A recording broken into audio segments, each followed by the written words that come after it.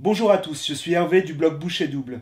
Si comme moi l'approche alcaline vous convient ou que vous vouliez la tester et que vous êtes prêt à vous exposer à aller bien ou à aller mieux, bienvenue dans cette nouvelle vidéo dans laquelle je vais partager avec vous 3 règles simples et concrètes à mettre en place dès maintenant pour tenter de rendre votre vie plus alcaline.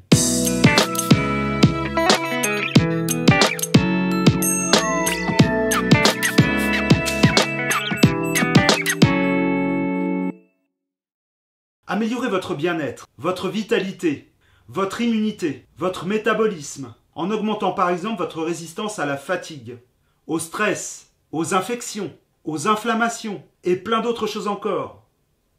Ça vous intéresse? Eh bien, bonne nouvelle, c'est possible. Manger alcalin, ça veut dire quoi?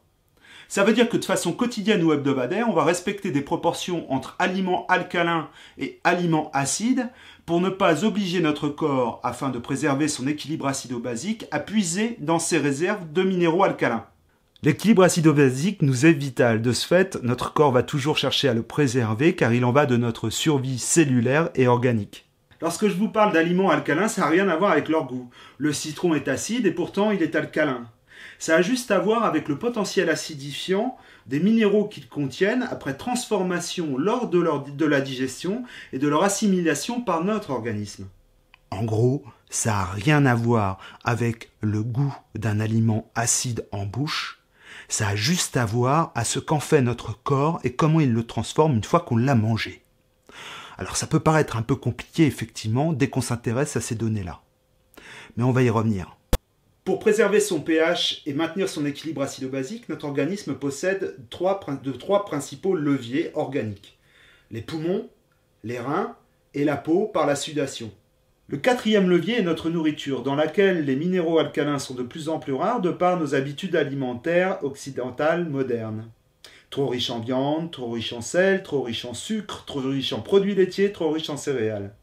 Et aussi par la qualité moindre de nos produits issus de l'agroalimentaire et d'une agriculture parfois trop intensive. D'où le fait que sur Boucher Double, je propose et je préconise une alimentation naturelle, biologique, en circuit court. S'ajoute à cela le manque d'oxygénation par nos vies souvent trop sédentaires qui empêchent notre organisme de bien brûler et d'éliminer les déchets qui sont liés à son acidification. Cela donne ce que les experts nomment acidose métabolique latente, c'est-à-dire un peu trop d'acide tous les jours, tout le temps, avec le cortège des maladies qui l'accompagnent. Pour en savoir plus, je vous invite à cliquer sur les liens qui apparaîtront sur votre écran à la fin de cette vidéo. Sérieusement, manger alcalin, c'est simple. Les aliments alcalins sont tous les végétaux, les herbes, les fruits, les légumes, les racines, les baies, il y a aussi les épices, il y a certaines graines et certains oléagineux. Pour les aliments acides, c'est simple aussi. Les aliments acides sont les viandes, les poissons, les légumineuses, les sels, les sucres, les produits laitiers, les produits céréaliers. À partir de là, je vous invite dès maintenant à appliquer ces proportions dans votre assiette. 30% d'aliments acides pour 70% d'aliments alcalins.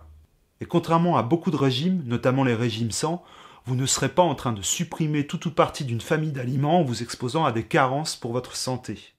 Et de fait, l'alimentation alcaline est pauvre en gluten et en lactose. En effet, on en consomme très rarement. Manger alcalin et câliner votre équilibre acido-basique au quotidien est donc simple. Ce qui l'est moins en revanche, c'est d'arriver à comprendre et à cerner les enjeux et les mécanismes métaboliques en œuvre dans cette approche alimentaire alcaline. En effet, on ne peut pas le faire sans aborder des notions chimiques, physiologiques, nutritionnelles, sur lesquelles les experts eux-mêmes cheminent prudemment et sont parfois en désaccord. J'essaierai donc de simplifier et de partager ces connaissances avec vous dans de prochaines vidéos. En attendant, comme promis, je vous propose aujourd'hui 3 règles simples et faciles à mettre en œuvre dans votre vie au quotidien. Règle numéro 1. Super difficile. Pensez à vos reins. Hydratez-vous bien.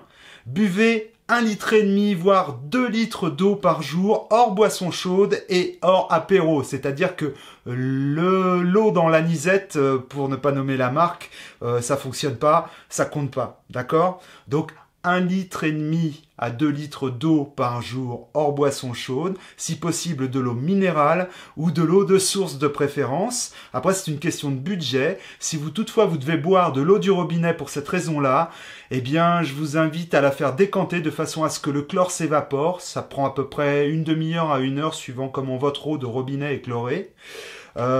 Pour les eaux du commerce qui sont dites alcalines ou alcalinisantes, on n'a vraiment pas de recul là-dessus. Pour moi, pour l'instant, c'est du business. Règle numéro 2. Pensez à vos poumons. Oxygénez-vous bien. Les poumons, tous les jours, pensez à vous, rendez-le leur.